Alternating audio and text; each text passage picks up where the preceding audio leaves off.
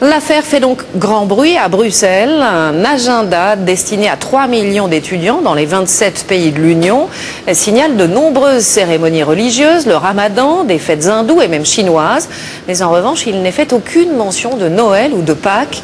Manifestement, les chrétiens ont été oubliés. Il va falloir tout réimprimer, mais cela va coûter cher. Valérie Astruc, Héloïse Mallet et notre bureau à Bruxelles.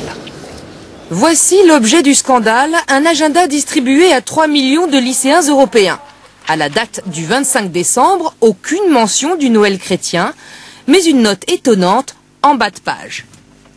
Le premier sapin de Noël public a été érigé sur la place de Tallinn en Estonie en 1441. Au fil des pages, les surprises s'accumulent, extrait lu par le ministre des Affaires européennes. Vous avez le 31 octobre, Halloween, fameuse fête de l'héritage celte, très importante. Ensuite, le 5 novembre, 5 et 10 novembre, vous avez Deepavali, la fête des Lumières, qui est fêtée par les Sikhs et les Hindous. Le 7 décembre, Nouvel An musulman, qui est souligné. Et c'est tout. Indignation de la France, mais aussi de la Pologne ou de l'Italie. La commission de Bruxelles, à l'origine de l'ouvrage, a tout bonnement oublié les fêtes chrétiennes.